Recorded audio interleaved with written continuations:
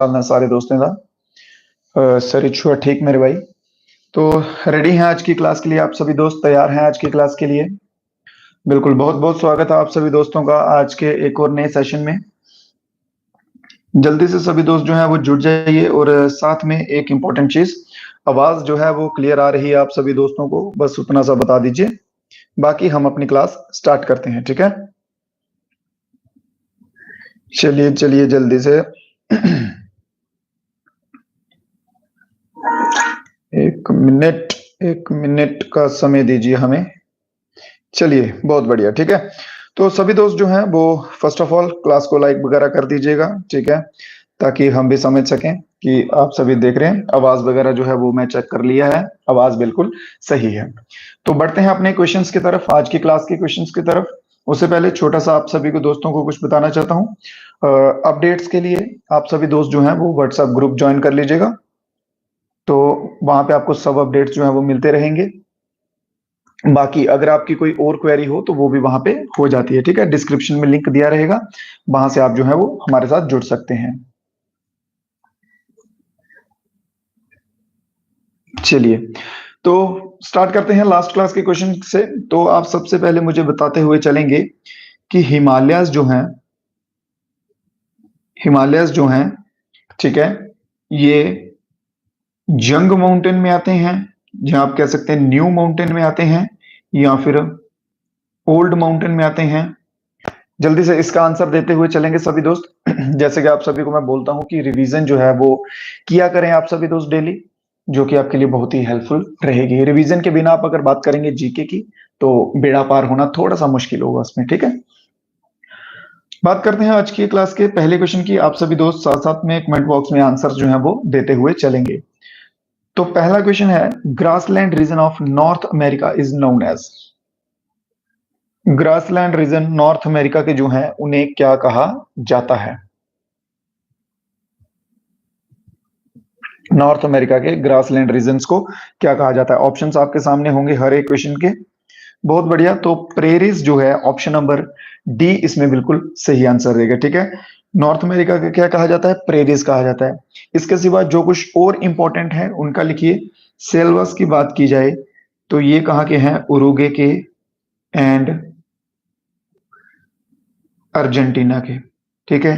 ये यहाँ पाए जाते हैं अमेज़न के बेसिन पे। अमेज़न जो रिवर है उसके बेसिन पे ये पाए जाते हैं। इसके सिवा डाउन्स हैं, डाउन्स भी इंपॉर्टेंट हैं। ये आ जाएंगे कहाँ के? ऑस्ट्रेलिया के। ऑस्ट्रेलिया के आ जाएंगे ये।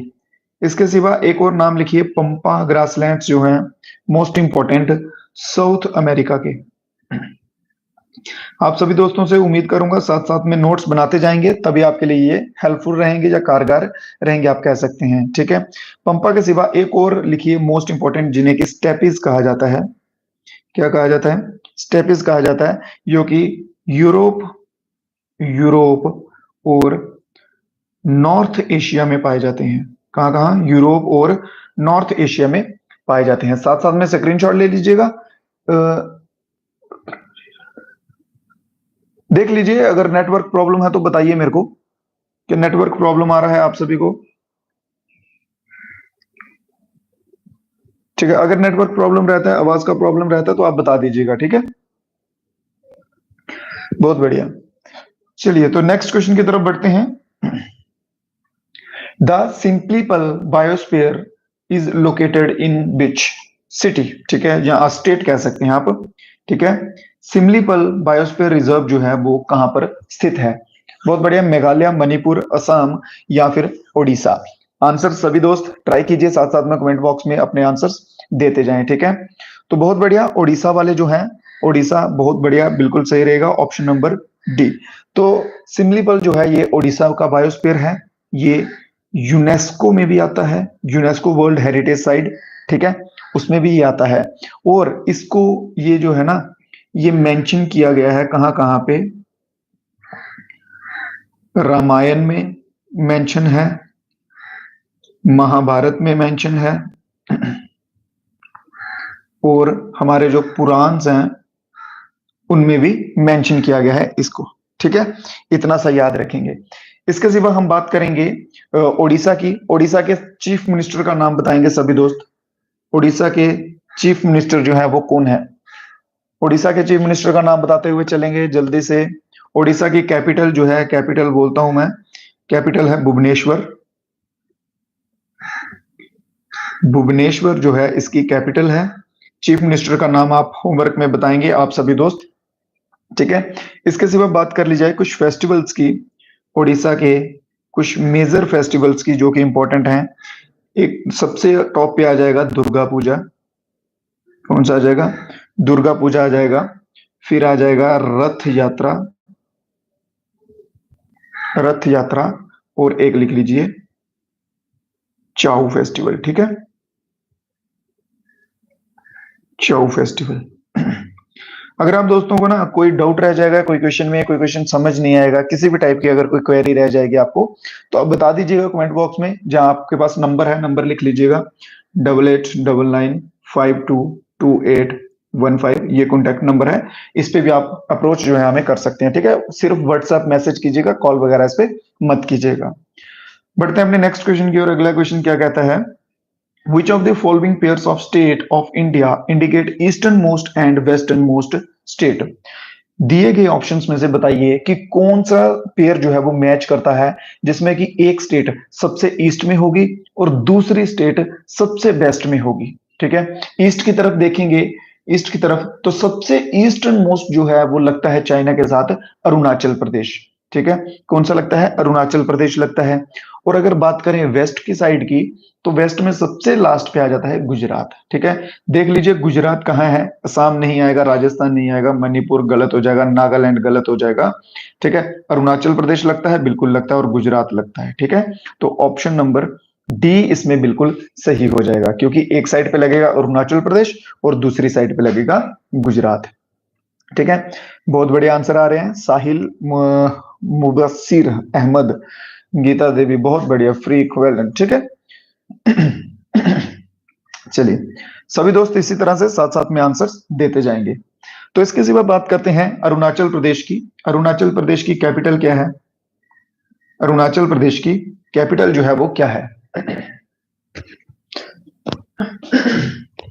तो अरुणाचल प्रदेश की कैपिटल है मेरे भाई ईटानगर। कौन सी आ जाएगी? ईटानगर जो है अरुणाचल प्रदेश की कैपिटल आ जाएगी।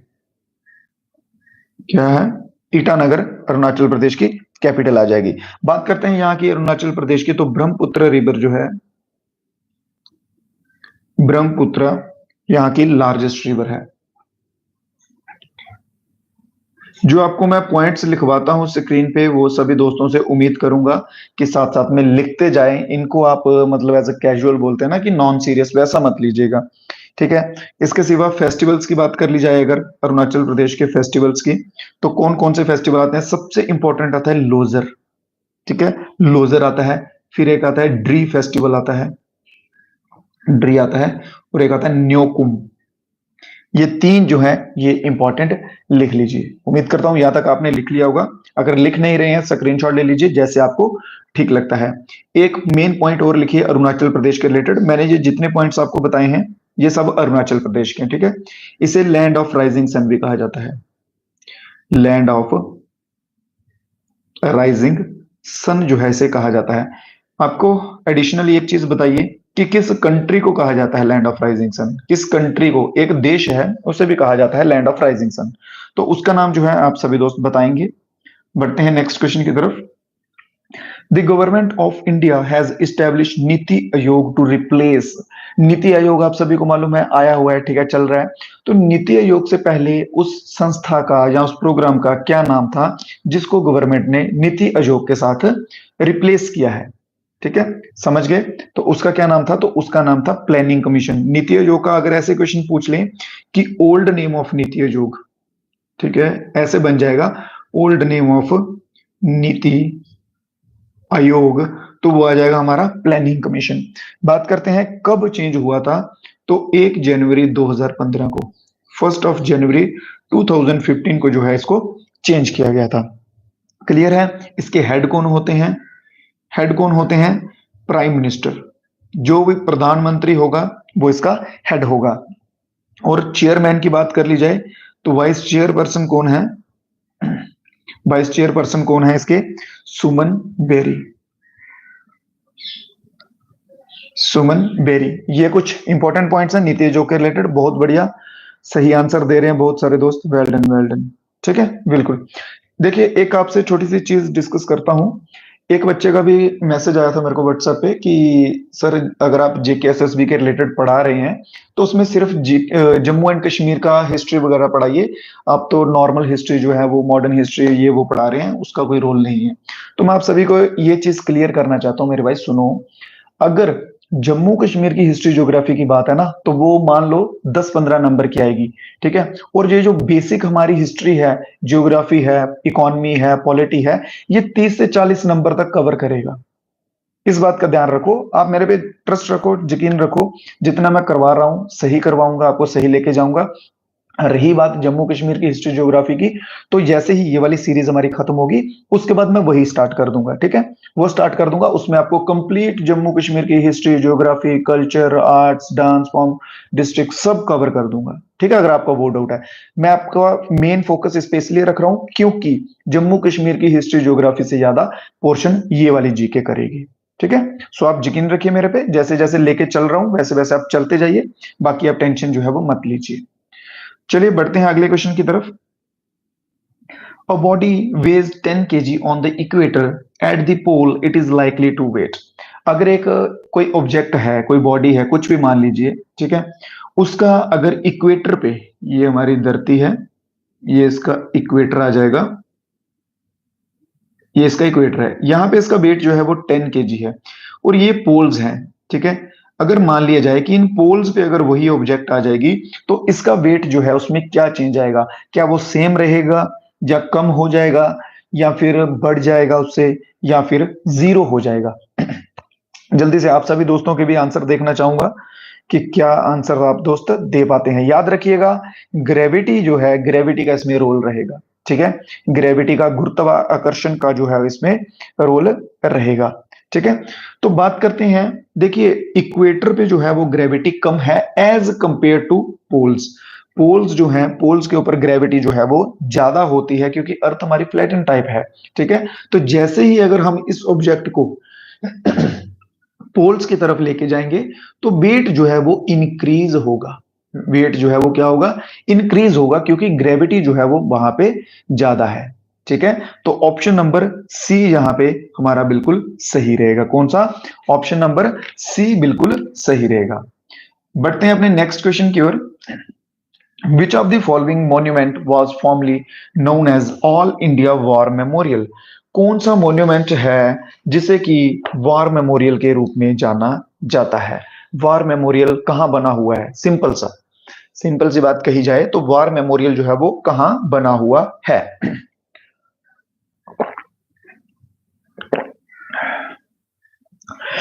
इंडिया में तो बना है, पूरा लिखिए। India Gate, gateway of India, Charminar, या फिर रेड फोर्ट, कहां पे बना हुआ है? ठीक है, तो वॉर मेमोरियल जो है मेरे भाई ये बना हुआ है इंडिया गेट में। देखो, मैं आप सभी दोस्तों से ना एक बात कहना चाहता हूं। अभी जो है ये क्वेश्चंस मैं आपको फर्स्ट टाइम करवा रहा हूं, तो इन क्वेश्चंस की मैं आपको बाद में रिवीजन भी करवाऊंगा। तो मैं उम्मीद करूंगा कि जो बच्चे जिनका अभी गलत हो रहा है क्वेश्चन, जब रिवीजन क्लास इनके चलेंगे, रिपीट चलेंगे, तब किसी बच्चे के क्वेश्चंस जो है वो गलत ना हो। अगर मान लीजिए कि अगर आपके तब भी क्वेश्चंस गलत होंगे तो आपको बहुत मेहनत की जरूरत है। अभी गलतियां हो रही हैं, कोई बात नहीं, चलेगा, क्योंकि अभी फर्स्ट फेज है, स्टार्ट किया है हमने। तो आप सीखिए, ठीक है, पढ़ते जाइए। जब रिवीजन करेंगे तब गलतियां रिपीट नहीं होनी चाहिए। तो option number A, India Gate जो है न्यू दिल्ली में, बिल्कुल इसका सही आंसर रहेगा। गेटवे ऑफ इंडिया की बात करें तो गेटवे ऑफ इंडिया जो है मेरे भाई ये मुंबई में है। कहां पे है? तो ये मुंबई में है। यहां से वास्को डिगामा आए थे। ठीक है, तो इसे गेटवे ऑफ इंडिया कहा जाता है। इन दोनों में कंफ्यूज मत होइएगा कोई। ठीक है, इंडिया गेट दिल्ली में और गेटवे ऑफ इंडिया मुंबई में। अगले क्वेश्चन की तरफ चलते हैं। Which part of Indian constitution enshrines the idea of welfare state? हमारे कॉन्स्टिट्यूशन का, हमारे संविधान का वह कौन सा पार्ट है जो कि स्टेट के वेलफेयर पे काम करता है? बहुत ही बेसिक सा और बहुत ही इंपॉर्टेंट क्वेश्चन है ये। ठीक है, इसको ऐसे मजाक में मत लीजिएगा, बहुत ही इंपॉर्टेंट है। इसके ऊपर ना ऑलमोस्ट एग्जाम में क्वेश्चन बनेगा। तो जल्दी से बताएंगे सभी दोस्त, स्टेट वेलफेयर के लिए कौन सा दिया गया ऑप्शन जो है हमारे कॉन्स्टिट्यूशन में काम करता है? प्रियम्बल, फंडामेंटल राइट्स, डीपीएसपी या फिर फंडामेंटल ड्यूटीज। तो जैसे कि मैं देख पा रहा हूं, बहुत बढ़िया फैजान, साक्षी, विशाल, वेल्डन वेल्डन, बहुत बढ़िया, गौरव, गीता, वानी, ठीक। देखिए हाँ, कुछ गलत भी है बीच में, कोई बात नहीं, ठीक है। तो ऑप्शन नंबर सी इसमें सही रहेगा, जिसे हम क्या कहते हैं? डीपीएसपी। क्या कहते हैं? डीपीएसपी कहते हैं, ठीक है। Directive principles of state policy, जो कि आते हैं पार्ट 4 में। पार्ट लिख लीजिए, पार्ट 4 में आते हैं ये डीपीएसपी, ठीक है। इसके सिवा आर्टिकल की बात की जाए, आर्टिकल की बात की जाए तो एक बच्चे ने ऊपर बताया भी, आई थिंक फैजान ने बताया शायद, ठीक है। तो आर्टिकल की बात की जाए, आर्टिकल आते हैं इसमें 36 से लेके 51 तक आर्टिकल्स भी आते हैं। डीपीएसपी एकमात्र ऐसी चीज है जो कि स्टेट के वेलफेयर के लिए काम करती है। जहां भी आपको स्टेट वेलफेयर की बात आ जाए तो डीपीएसपी के साथ आप आंख बंद करके जा सकते हैं। तो ऑप्शन कौन सा सही रहेगा इसमें? ऑप्शन रहेगा ऑप्शन नंबर सी, बिल्कुल सही रहेगा। क्लास जो है मेरे भाइयों, थोड़े से मैंने क्वेश्चंस की लेंथ जो है वो बढ़ाई हुई है, ठीक है। क्वेश्चंस की क्वांटिटी भी जो है वो इंक्रीज की हुई है। आप सभी से उम्मीद करूंगा कि लास्ट तक जो है वो बने रहें, क्योंकि अगर मैं आपके लिए क्लास बड़ी कर रहा हूँ, क्वेश्चंस ज्यादा कर रहा हूँ, तो आपसे भी मैं उम्मीद करूंगा कि आप लास्ट तक जो है मेरे साथ बने रहेंगे, पूरी क्लास जो है वो देखेंगे। 4-5 क्वेश्चंस देख के 10 क्वेश्चंस देख के छोड़ देंगे तो उसका आपको भी कोई बेनिफिट नहीं है और मुझे भी, ठीक है। अगर आप ऐसे ही प्यार दिखाते रहेंगे, साथ में बने रहेंगे क्लास में, तो मैं क्वेश्चंस की जो है लेवल और बढ़ाऊंगा और नंबर भी बढ़ाऊंगा। 40-50 तक जो है एक क्लास में क्वेश्चन हम किया करेंगे फिर, ठीक है, ताकि आपका भी सिलेबस जो है वो जल्दी से कवर हो जाए। बहुत बढ़िया। क्वेश्चन पढ़ने से पहले ही बच्चों ने आंसर देना शुरू कर दिए हैं, बिल्कुल सही। Which of the following is known as land of 1000 lakes? 1000 lakes की लैंड जो है, धरती जो है, वो किसे कहा जाता है? डेनमार्क, फिनलैंड, नीदरलैंड या फिर पोलैंड? बहुत बढ़िया, बहुत बढ़िया, बिल्कुल सही, ठीक है। मोनू, विशाल, मुदासिर, मुबाशिर, थोड़ा सा नाम लेने में कंफ्यूजन हो रही है। बहुत बढ़िया, बहुत बढ़िया, बिलाल, बहुत बढ़िया, ठीक है। आशु, बहुत बढ़िया। तो इसका आंसर जो है वो क्या रहेगा? फिनलैंड रहेगा, फिनलैंड रहेगा। फिनलैंड जो है इसे कहा जाता है लैंड ऑफ 1000 लेक्स। क्या रहेगा? Finland is the right answer. Next question है, this central potato research institute is located at? Potato भाई, आलू का सेंट्रल रिसर्च इंस्टीट्यूट जो है वो कहां पर है? भारत की बात की जा रही है यहाँ पे। इंडिया में पोटैटो का सेंट्रल रिसर्च इंस्टीट्यूट कहाँ पे है? पोटैटो का तो चलो अभी करवा रहा हूँ, राइस का मैं आपको करवा चुका हूँ। राइस का किसी बच्चे को बताइए जिसको याद हो। देख लो, अगर कोई बता गया तो मान लो कि उसने रिवीजन की है, अगर नहीं बता पाया तो समझ लो भाई आपको रिवीजन की जरूरत है, ठीक है। फिर आपने बस ऐसे आए हो, क्लास देखी है और जय बाबा की चले गए हो, ठीक है। तो बताएंगे जल्दी से। बहुत बढ़िया विशाल, बहुत बढ़िया, वेल डन मेरे भाई, ठीक है। विशाल ने बताया है। तो राइस का कहाँ पे है? कटक पे है, ठीक है। कटक में जो है राइस का इंस्टीट्यूट है। और बात कर ली जाए पोटैटो की तो ये आ जाएगा शिमला में। ऑप्शन नंबर बी इसमें बहुत बढ़िया, बिल्कुल सही आंसर हो जाएगा। वेल डन, शाबाश। इसी तरह से एक्यूरेसी जो है वो बनाए रखें। अगला क्वेश्चन है, the counter insurgency and jungle warfare school of Indian army is located eight? Counter insurgency और जंगल वॉरफेयर जो इंडियन आर्मी का स्कूल है वो कहां पर स्थित है? किस जगह पर स्थित है? जल्दी से आंसर देंगे। और अगर किसी भाई को स्टेट मालूम हो तो स्टेट बता दीजिए। चलो मैं स्टेट बता देता हूं, ठीक है। स्टेट है मिजोरम, मिजोरम स्टेट है। और मिजोरम की कैपिटल है एजवाल, कैपिटल है इसकी, ठीक है। मिजोरम स्टेट है, एजवाल कैपिटल है इसकी। और मिजोरम में आता है, बहुत बढ़िया, ऑप्शन नंबर, बिल्कुल बिल्कुल बिल्कुल, एक दो बच्चे का ही सही है, बाकी तो कंफ्यूज है थोड़े बहुत है, ठीक है। चलिए, तो ऑप्शन नंबर सी यहाँ पे हमारा बिल्कुल सही आंसर रहेगा। अगला क्वेश्चन देखते हैं। The permanent settlement of 1793 introduce? Permanent settlement 1793 जो है वो कब इंट्रोड्यूस की गई थी? परमानेंट सेटलमेंट की बात की जाए तो ये थी क्या? फर्स्ट ऑफ ऑल, सबसे पहले ये थी क्या? ये एक सेटलमेंट थी, ठीक है, जो कि किसके द्वारा हेडेड की गई थी? कॉर्नवालिस के द्वारा, कॉर्नवालिस के द्वारा 1793 में की गई थी। इसमें एग्रीमेंट हुआ था between east India company and जमींदार। ठीक है। इसमें क्या किया गया था, ये एग्रीमेंट हुआ था, इसमें जो लैंड के ऊपर टैक्स बनते थे ना, उनको फिक्स करने की बात की गई थी, क्योंकि इनका क्या चलता था, अपनी मनमर्जी चल रही थी। जैसे प्राइवेटाइजेशन में होता ना कि ठीक है, चीजें तो बेहतर मिलती हैं, सर्विस तो मिलती है, बट वो अपनी मर्जी से कुछ भी करते हैं। जैसे अभी आप रिचार्ज की एग्जांपल ले लो, ठीक है, एयरटेल है, जियो है, वो रिचार्ज जो है अपनी मर्जी से बढ़ा रहे हैं, कोई कुछ नहीं कर सकता। क्या आप कुछ कर सकते हो उन्होंने रिचार्ज का प्राइस बढ़ा दिया? नहीं। हम कुछ कर सकते हैं? नहीं, कुछ नहीं कर सकते, क्योंकि वो प्राइवेट संस्था है। ठीक है। अगर आप रिचार्ज नहीं कर पाओगे, आपका नंबर ब्लॉक हो जाएगा, सिम बंद हो जाएगी।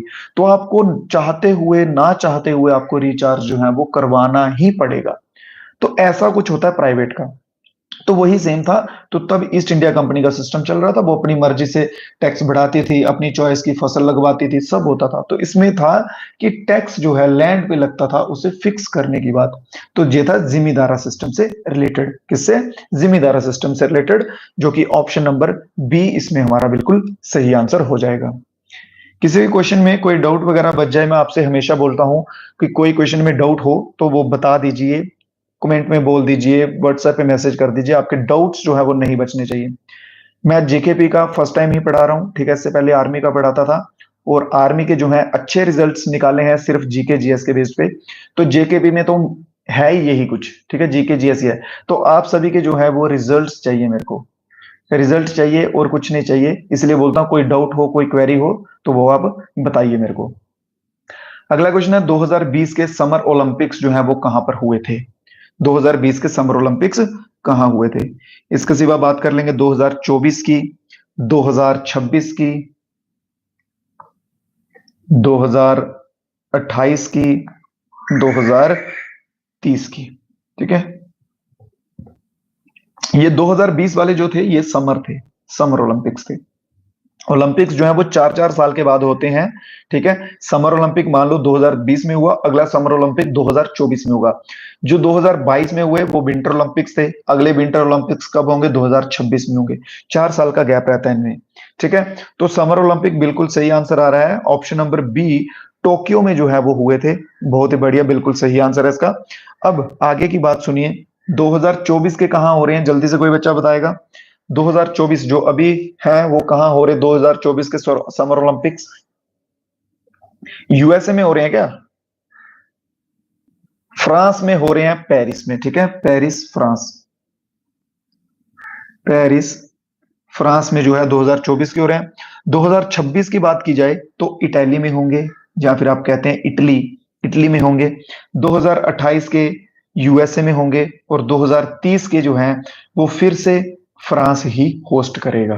ठीक है, फिर से फ्रांस होस्ट करेगा। ये क्वेश्चंस जो है ये बनेंगे, ध्यान रखना।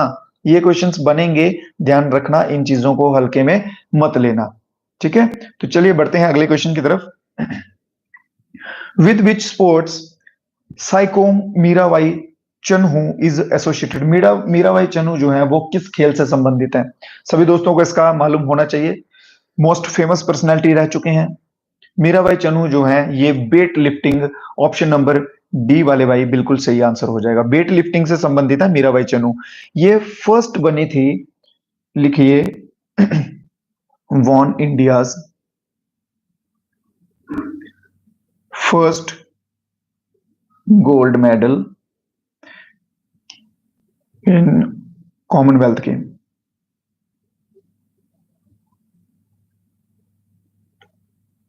फर्स्ट गोल्ड मेडल जो है इन्होंने कॉमनवेल्थ गेम्स में लाया था। क्लियर? ये जो पॉइंट्स लिखवाता हूं ये आपके लिए लिखवाता हूं ताकि आपको इजी हो जाए। अगर आप नोट्स वगैरह बनाते हैं तो उसमें आप इजीली जो है वो टू द पॉइंट चीजें लिख सकें। अगला क्वेश्चन है, who captain the Indian team during women cricket world cup? ठीक है, वीमेन क्रिकेट वर्ल्ड कप की बात की जा रही है। T20 में अलग होते हैं, ठीक है, याद रखना। T20 में चेंज कर लेते हैं, वर्ल्ड कप में चेंज रहता है। ठीक है। तो वर्ल्ड कप की बात की जा रही है जो अभी हुआ है, उसमें कौन रहे हैं? मिथाली राज। कौन रहा है? मिथाली राज। अगर T20 की बात करें तो T20 में मोस्टली जो है वो हरमनप्रीत कौर रहते हैं। ठीक है। अगर पूछ लेते हैं कि T20 में जो है वो कौन है, तो मोस्टली आप कह सकते हैं हरमनप्रीत कौर के साथ जा सकते हैं। बट वर्ल्ड कप की बात है तो मिथाली राज आपका आंसर बिल्कुल सही हो जाएगा। अगले क्वेश्चन पे चलते हैं। Kailash Satyarthi who was awarded the Nobel peace prize in 2014। Kailash Satyarthi एक व्यक्ति हैं जिन्हें की नोबेल पीस प्राइज जो है वो मिला था 2014 में। वो किस फील्ड में मिला था? वो किस फील्ड में मिला था? ठीक है, जल्दी से बताएंगे। विमेन राइट्स के रिलेटेड इन्होंने काम किया था, या फिर न्यूक्लियर डिजार्मेंट के रिलेटेड, वाटर राइट्स, या फिर चाइल्ड राइट्स। तो इन्होंने जो है इन्होंने किया था ऑप्शन नंबर डी इसमें सही रहेगा, चिल्ड्रंस के रिलेटेड, उनको एजुकेशन का राइट दिलवाने के रिलेटेड इन्होंने काम किया था। जो बच्चों के खिलाफ एक्सप्लॉयटेशन होती है उनके खिलाफ जो है इन्होंने काम किया था। किसने? कैलाश सत्यार्थी ने। तो ऑप्शन नंबर डी इसमें मेरे भाई बिल्कुल सही आंसर हो जाएगा। कौन सा? Option number D. अगला क्वेश्चन देखते हैं। सभी दोस्त जो है वो लास्ट में अपना स्कोर भी बताइएगा ऑन एन एवरेज अपने हिसाब से कि किस तरह की एवरेज जो है आपकी चल रही है, कैसा आपका स्कोर चल रहा है। The national institute of mental health and neuro science कहां पर लोकेटेड है? मेंटल हेल्थ और न्यूरो साइंस का नेशनल इंस्टीट्यूट कहां पर स्थित है? ठीक है, नेशनल जब मेंशन हो जाता है तो हमारे इंडिया की बात हो रही होती है, वर्ल्ड मेंशन होगा तो कंट्रीज, बाकी कंट्रीज की भी बात बीच में हो जाएगी। बढ़िया, बीच में आंसर्स आ रहे हैं। मोनू, बिलाल, कोलकाता, चेन्नई। सही आंसर नहीं आया। जुबेर अहमद का सही आंसर आ चुका है, बिल्कुल सही। ठीक है, बेंगलुरु। ठीक है, तो ऑप्शन नंबर बी बेंगलुरु जो है बिल्कुल सही आंसर रहेगा। बेंगलुरु में जो है ये मेंटल हेल्थ और न्यूरो साइंस लोकेटेड है, इसका संस्थान। तो ऑप्शन नंबर बी इस क्वेश्चन का सही आंसर रहेगा। अगला क्वेश्चन है, the first recorded case of कोविड-19। कोविड-19 जो हुआ था उसका पहला केस जो है वो कौन से शहर में आया था? देखिए यहाँ पे इन्होंने सारे ही चाइना की लिस्ट लगा दी है। चाइना में आपको पता है चाइना से स्टार्ट हुआ था कोविड-19, तो वुहान वहां का जो शहर है ऑप्शन नंबर ए में दिया हुआ, यहां से जो है वो फर्स्ट केस स्टार्ट हुआ था। ठीक है, कहां से स्टार्ट हुआ था? वुहान शहर से चाइना का फर्स्ट कोविड का केस स्टार्ट हुआ था। नेक्स्ट क्वेश्चन देखते हैं मेरे भाई, आ जाओ अगले क्वेश्चन पे। बहुत बढ़िया। अशोक गहलोत जाना माना नाम है, बहुत सारे बच्चे जानते होंगे। ठीक है, तो अशोक गहलोत जो कि एक इंडियन पॉलिटिशियन रह चुके हैं, उन्होंने चीफ मिनिस्टर रहे हैं वो किस स्टेट के? 2021 के टाइम पीरियड की बात की जा रही है, वो कहां के चीफ मिनिस्टर थे? अशोक गहलोत कहां के चीफ मिनिस्टर थे? जल्दी से आंसर देंगे सभी दोस्त। मुबारक, बिलाल, इनाम, गर्ल विद सेल्फ लव। बहुत बढ़िया। तो राजस्थान वाले जो भाई हैं, ठीक है, घूमर डांस करने वाले जो भाई हैं, उनका आंसर बिल्कुल सही हो जाएगा। राजस्थान के रह चुके हैं सीएम अशोक गहलोत। कोई बच्चा बताएगा 2024 में राजस्थान के सीएम कौन है? 2024 में राजस्थान के सीएम, भजन करो मेरे लाल, भजन लाल शर्मा। ठीक है, भजन लाल शर्मा जो है ये 2024 के सीएम हैं। राजस्थान की कैपिटल की बात की जाए तो जयपुर जो है इसकी कैपिटल है। इसे पिंक सिटी कहा जाता है, इसे पिंक सिटी भी कहा जाता है। बात कर ली जाए राजस्थान के फोक डांस की, फोक डांसेस की बात कर ली जाए कौन कौन से हैं, तो सबसे पहले और इंपॉर्टेंट आ जाएगा घूमर। ठीक है, घूमर के बाद आएगा कठपुतली, कठपुतली तेरी मैं, और फिर आ जाएगा चांग। ये कुछ आ जाएंगे यहाँ के फोक डांस। क्लियर? कलबेलिया भी आता है, बहुत बड़े विशाल, कलबेलिया भी आता है, बिल्कुल सही। यहां तक क्लियर है आप सभी दोस्तों को? राजस्थान के बारे में भी कुछ मेन मेन चीजें थी वो हमने जो है वो जान ली हैं। अब बढ़ेंगे अगले क्वेश्चन में। जो जो स्टेट्स हमारे को दिखती जाएंगी हम उस स्टेट की ट्राई करेंगे कि जो जो इंपॉर्टेंट चीजें होंगी, फोक डांस होंगे, कैपिटल्स होंगी, सीएम होंगे, वो भी हम साथ साथ में कवर करते हुए चलेंगे। जहां जहां से क्वेश्चंस बन सकते हैं, जहां जहां से चांसेस होंगे क्वेश्चन बनने के, वहां पे हम कवर कर लेंगे। एक चीज, डिस्क्रिप्शन में लिंक होगा व्हाट्सएप ग्रुप का। जो कुछ भाई व्हाट्सएप ग्रुप में हमारे साथ जुड़ना चाहते हैं अपने मन से, वो वहां पे डिस्क्रिप्शन से लिंक में ज्वाइन की कर लीजिएगा, बिल्कुल फ्री है। वहां पे आपको अपडेट्स जो है वो मिलते रहेंगे। अगला क्वेश्चन है कि इनमें आरबीआई का रोल किसमें नहीं होता है? Which of the following is not a role of RBI in Indian economy? RBI का इनमें से किस पे रोल नहीं होता है? आरबीआई का कोई काम नहीं होता है। आंसर्स आ रहे हैं, मोस्टली बच्चे जा रहे हैं ऑप्शन नंबर बिल्कुल सही के साथ जा रहे हैं भाई, बहुत बढ़िया, सही सही सही जा रहे हैं। उसमें रोल रहता है निर्मला जी का। किसका रोल रहता है? निर्मला जी का, निर्मला जी जो कि फाइनेंस मिनिस्टर हैं। निर्मला जी से पहले जो है फाइनेंस मिनिस्टर कौन थे? तो अरुण जेटली जो हैं ये फाइनेंस मिनिस्टर थे। तो अभी निर्मला जी हैं। तो डिक्लेरेशन ऑफ बजट जो है ये आरबीआई के अंडर नहीं आता है, ये किसके अंडर आता है? फाइनेंस मिनिस्ट्री के अंडर आता है। बात की गई है इस क्वेश्चन में आरबीआई की, तो चलिए आरबीआई को थोड़ा सा देख लेते हैं। फर्स्ट ऑफ ऑल बात करेंगे कि आरबीआई का हेडक्वार्टर जो है वो कहाँ पे है? तो आरबीआई का हेडक्वार्टर है मुंबई में। दूसरा नंबर बात करेंगे आरबीआई के फाउंडर की। तो आरबीआई के फाउंडर का नाम है सर ऑसबॉर्न स्मिथ। ठीक है, क्या नाम रहेगा? Sir Osborne Smith. ये आरबीआई के फाउंडर का नाम है।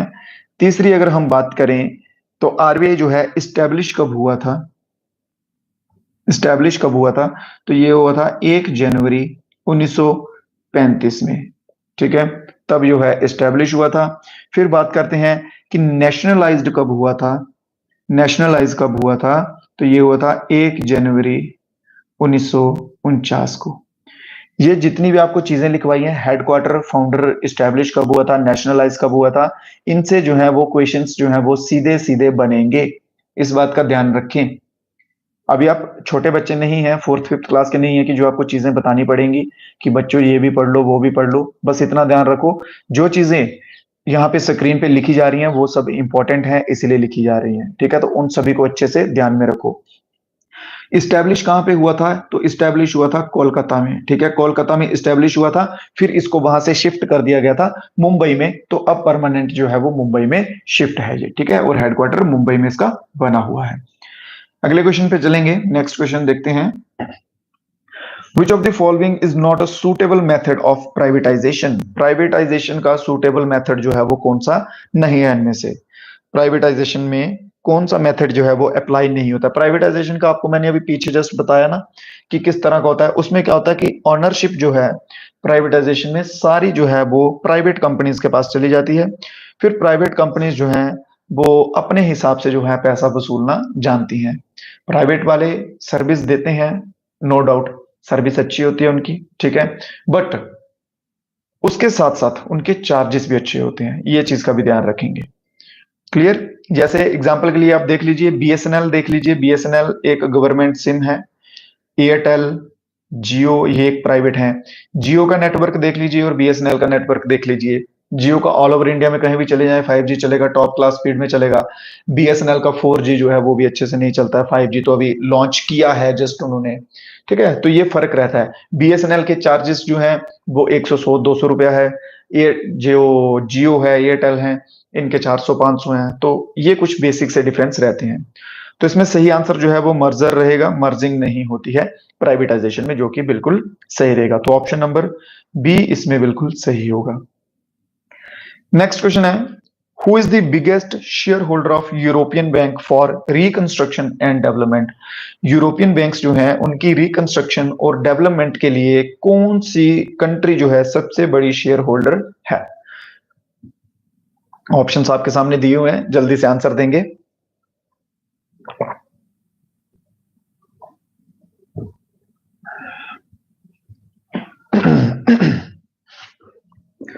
बिल्कुल, तो यूएसए जो है, United states of America, option number D इसमें सही रहेगा। देखिए जैसे हम अपने एशिया की बात करें ना, तो जहां भी चाइना को लगता है कि हाँ इनके ऊपर मैं घुस सकता हूं, इनको थोड़ा सा लोन देके या इनकी थोड़ी सी पैसे से मदद करके इनके इनको अपने अंडर ले सकता हूं, तो वो चाइना एकदम से बिना सोचे समझे वहां पे पैसे लगा देता है। वैसे ही आप अमेरिका की साइड चले जाएंगे तो वहां पे भी यही सिस्टम है। ठीक है, वहां पे अमेरिका ये वाला काम करता है। जैसे पाकिस्तान को थोड़ा सा लोन चाहिए होता है, पैसे चाहिए होते हैं, चाइना दे देता है, और कोई दे ना दे चाइना दे देता है। फिर चाइना उससे काम भी लेता है। जैसे वन बेल्ट रोड जो है इनिशिएटिव चल रहा था पाकिस्तान से, पीओके में से रोड निकल रहा था, वो चाइना ने वहां से ले लिया।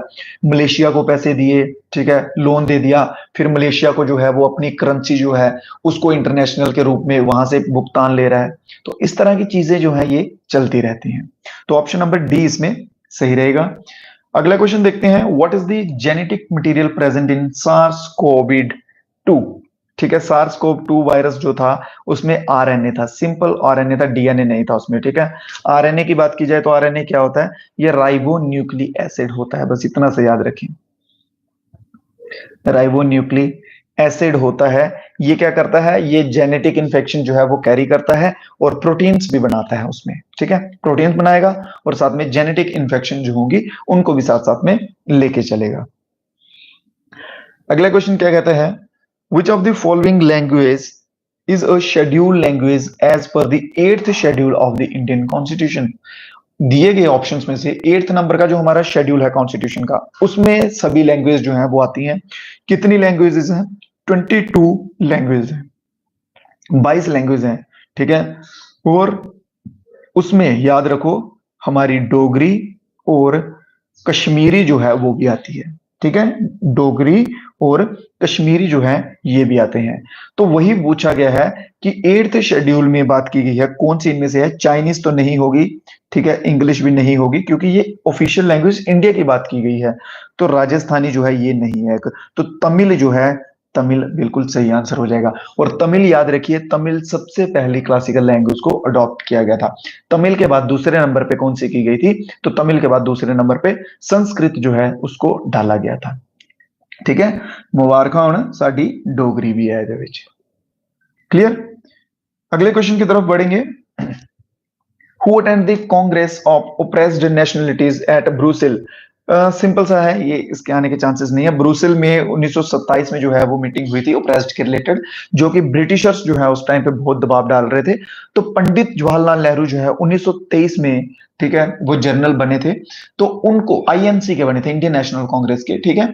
तो फिर उन्होंने बेल्जियम में जो है, बेल्जियम में मीटिंग कंडक्ट की थी, जिसमें उन्होंने इस सब के बारे में चर्चाएं की थी कि हमें भाई इन सब से ऐसे ऐसे अत्याचार हो रहे हैं, इन सब से परे किया जाए। क्लियर। तो Pandit Jawaharlal Nehru option number D में मेंशन किए गए हैं। नेक्स्ट क्वेश्चन है, where is the headquarter of United Nation Environment Programme. United Nation Environment Programme का हेडक्वार्टर जो है वो कहां पर स्थित है। यूनाइटेड नेशन इन्वायरमेंट प्रोग्राम का हेडक्वार्टर कहां पर लोकेटेड है। यूएन के जितने भी हेडक्वार्टर्स हैं इन सभी के मैंने आपको 2-3 दिन पहले क्लास हुई थी उसमें लिखवाए थे। यूनाइटेड नेशन का, डब्ल्यूटीओ का, ठीक है, फिर और भी जितने भी थे, उम्मीद करूंगा कि आप सभी ने लिखे होंगे, उनको ऐसे मजाक में ना लिया हो आपने, ठीक है। तो बिल्कुल सही आंसर क्या रहेगा इसका, केनिया, केनिया नायरोबी, ठीक है। तो ऑप्शन नंबर डी जो है बिल्कुल सही आंसर रहेगा। हाँ, सभी बच्चे सी पे जा रहे हैं भाई। ओस्लो, ओस्लो कहाँ, एक विशाल का सही आंसर है, बहुत बढ़िया, और जुबेर का भी है, बिल्कुल, ठीक है। गेमिंग विद, हाँ गेमिंग का भी है भाई, चलो बहुत बढ़िया। अगला क्वेश्चन फिर से यूनाइटेड नेशन से है, सेक्रेटरीट के ऊपर पूछा गया है कि यूनाइटेड नेशन सेक्रेटरीट का हेडक्वार्टर जो है वो कहां पे आ जाएगा। यूनाइटेड नेशन सेक्रेटरीट का हेडक्वार्टर जो है वो कहां पे आ जाएगा, तो न्यूयॉर्क वाले बच्चे बिल्कुल सही आंसर हो जाएगा, ऑप्शन नंबर डी इसमें सही होता हुआ चलेगा। अगला क्वेश्चन है, in which year was the French East India company founded. ऐसा नहीं है कि खाली ब्रिटिश ईस्ट इंडिया कंपनी है, फ्रेंच वाले भी आए थे, पुर्तगीज भी आए थे, ठीक है। ट्राई सभी ने किया है इंडिया को लूटने का, ऐसा नहीं है कि खाली ब्रिटिशर्स ने किया है। बट बात यह है कि सिक्का ब्रिटिशर्स का चल गया था, ठीक है। तो बात कर रहे हैं फ्रेंच ईस्ट इंडिया कंपनी की, तो 64 बिल्कुल सही आंसर रहेगा, 1664। कब, 1664 जो है वो बिल्कुल सही आंसर रहेगा। 1 सितंबर, आगे पूरी डेट लिख लो, 1 सितंबर 1664 में जो है फ्रेंच ईस्ट इंडिया कंपनी जो है ये इस्टेब्लिश की गई थी। उम्मीद कर रहा हूं कि दोस्तों आपको क्वेश्चंस जो है वो समझ आ रहे होंगे। बाकी आप सिलेबस की टेंशन मत कीजिए, जैसे मैंने आपको बोला है सब कवर हो जाएगा। बस आप क्या किया करें कि मैं क्लास में क्वेश्चंस जो है वो नंबर बढ़ा रहा हूं उनका, 30 40 40 से 50 करूंगा। बस उसके बदले में मुझे इतना सा चाहिए कि आप सभी दोस्त जो देख रहे हैं वो मेरे साथ लास्ट तक बना रहे करें, ठीक है, लाइव में जुड़े रहेंगे तो मैं डेफिनेटली जो है वो क्वेश्चन का नंबर बढ़ाऊंगा, ताकि आपका सिलेबस जो है वो जल्दी से खत्म हो सके और आप अच्छा स्कोर कर सकें रिविजन करके, ठीक है। तो बात करते हैं नेक्स्ट क्वेश्चन की, अमरकंटक से कौन सी नदी जो है दिए गए ऑप्शंस में से निकलती है। अमरकंटक से कौन सी नदी निकलती है, ये इंपॉर्टेंट हो जाएगा। चलिए इसको थोड़ा सा डिस्कस कर लेंगे। अमरकंटक लिख लेते हैं, अमरकंटक, ठीक है। अमरकंटक से सबसे पहले और मेन लिख लीजिए नर्मदा, सोन, महानदी, ठीक है, और एक जोहिला लिख लीजिए। ये मेन रिवर्स हैं जो अमरकंटक से निकलती हैं, ओरिजिनेट होती हैं।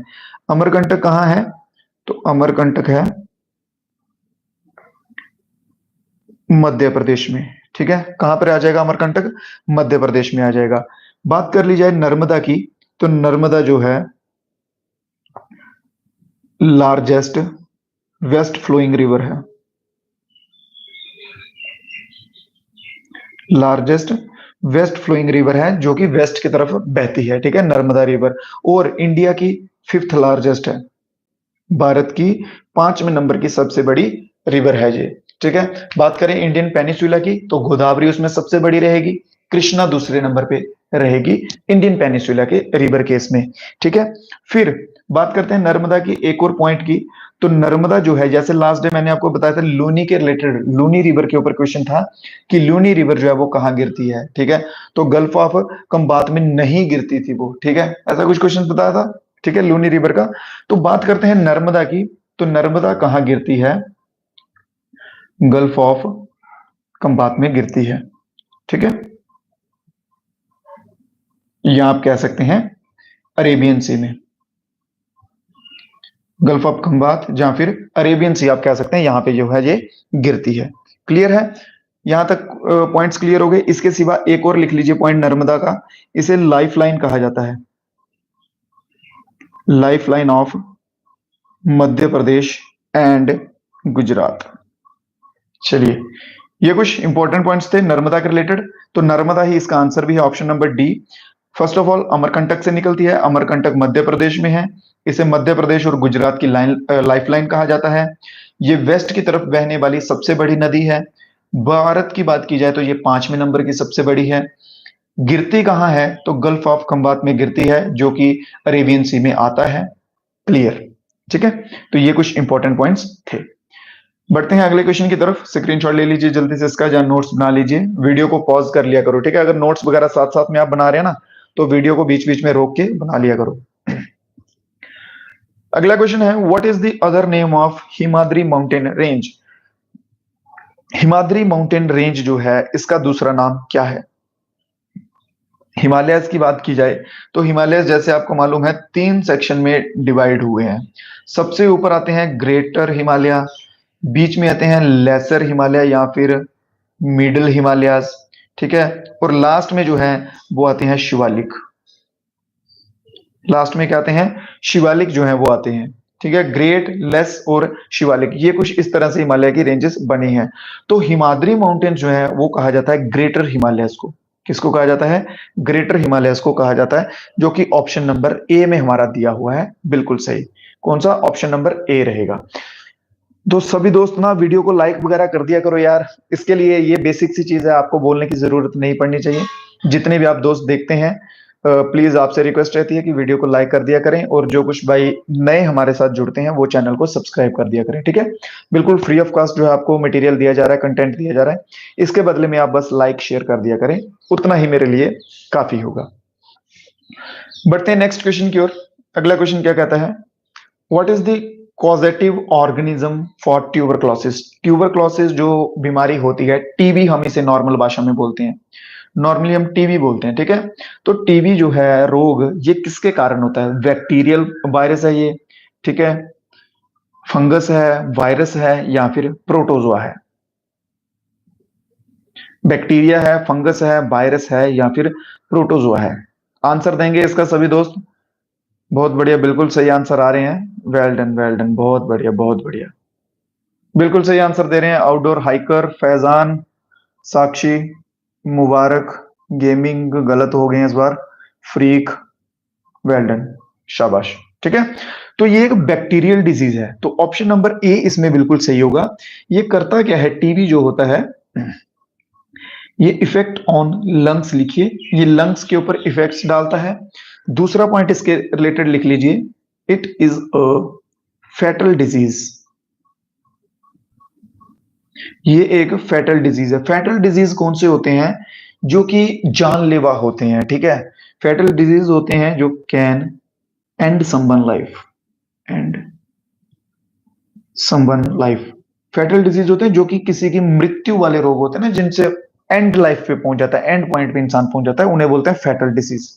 बैक्टीरिया का नाम लिखिए, सबसे इंपॉर्टेंट बैक्टीरिया का नाम लिखिए, माइकोबैक्टीरियम, माइकोबैक्टीरियम ट्यूबरक्लोसिस। ठीक है, ये इस बैक्टीरिया का नाम है, याद कर लीजिएगा। यहाँ पे जिन एग्जाम्स में साइंस की ज्यादा अहमियत रहेगी ना, साइंस आती है, वहां पे आपको ये नाम भी पूछ सकते हैं, नाम रहेगा। वैसे आप आपकी नॉलेज के लिए माइकोबैक्टीरियम जो है इसका नाम याद करके आप सभी दोस्त रखेंगे। ठीक है, तो जल्दी से अब सभी दोस्त, सभी मेरे भाई एक बार कमेंट बॉक्स में बता देंगे कि आपको क्लास जो है वो आज का कैसा लगा है। उम्मीद करूंगा कि क्लास आपको अच्छा ही लगा हो, क्वेश्चंस जो मैंने आपको समझाए हैं वो आपको अच्छे से समझ आ गए हो, क्योंकि हमारा मेन मोटिव यही रहता है कि आपको क्वेश्चंस जो है वो अच्छे से समझ आने चाहिए। ठीक है, चीजें आपको रटनी ना पड़े, इसलिए मैं जो कॉन्सेप्ट्स होते हैं वो ट्राई करता हूं कि आपको क्लियर हो जाए। जो कुछ बेसिक से क्वेश्चन होते हैं जिनको एक्सप्लेन करने की जरूरत नहीं होती वो मैं नहीं करता, अदरवाइज जो कॉन्सेप्चुअल चीजें होती हैं जो एक्सप्लेन करने वाली होती हैं वो एक्सप्लेन भी कर देता हूं। ठीक है, तो उम्मीद करूंगा कि सभी दोस्तों को अच्छा लगा होगा, और इसी के साथ साथ ये भी उम्मीद करूंगा कि सभी दोस्त जो हैं मेरे स्वार्थ के लिए वीडियो को लाइक कर देंगे। ठीक है, जिसमें मेरा स्वार्थ है थोड़ा सा। और जो कुछ नए भाई जुड़े हैं हमारे साथ, जो आगे भी हमारी क्लासेस चाहते हैं, ठीक है, वो चैनल को सब्सक्राइब कर दीजिएगा, और व्हाट्सएप का ग्रुप जो है वो डिस्क्रिप्शन में लिंक दिया रहेगा। ठीक है, तो मजा आ गया सभी दोस्तों को, बहुत बढ़िया बहुत बढ़िया, मोस्ट वेलकम सभी दोस्तों का। थैंक यू सर, अच्छी थी, ग्रेट, नाइस, फाइन, मजा आया, थैंक यू, पढ़ाओ सर, मजा आएगा, बहुत बढ़िया। चलो ठीक है, इसी तरह का रिस्पॉन्स जो है आप सभी दोस्तों से हमेशा चाहिए मुझे क्लास में। ठीक है, और एक्टिवली जो है आप शार्प टाइम पे जब हमारा लाइव स्टार्ट होता है जुड़ जाइए करिएगा। व्हाट्सएप ग्रुप पे जो है वो उसकी डिटेल्स जो है वो मैं दे देता हूँ, किस बजे किस टाइम पे जो है वो होगा। ठीक है, बाकी अगर कोई गलती हुई हो, गुस्ताखी माफ कीजिएगा, इंसान हूँ, गलतियां होती रहती हैं। और कोई क्वेरीज वगैरह आपकी हो, कोई अगर प्रॉब्लम हो, कोई क्वेरी हो, तो आप कमेंट बॉक्स में बता सकते हैं। ठीक है, बाकी थोड़ा प्यार दिखाइएगा अपने भाई के प्रति, वीडियो को लाइक और अपने दोस्तों के साथ भी इसे शेयर किया करें। ठीक है, चलिए, बहुत बहुत शुक्रिया आप सभी दोस्तों का लास्ट तक बने रहने के लिए। इसी तरह का विश्वास बनाए रखिएगा मेरे साथ, अंत तक आपको सफलता तक लेके चलेंगे। तो मिलेंगे कल फिर से नए वीडियो में कुछ नए क्वेश्चंस के साथ। तब तक के लिए दियो भाई इजाजत। हाँ भाई, बिल्कुल भाई, क्लास खत्म हो चुकी है। ठीक है, क्लास खत्म हो चुकी है, अगर आप ऐसे कंटिन्यू बने रहा करेंगे साथ में तो थोड़ी और लंबी क्लास हम कर लेंगे। ठीक है, चलिए भाई, तो मिलेंगे कल फिर से, तब तक के लिए जय हिंद, जय भारत।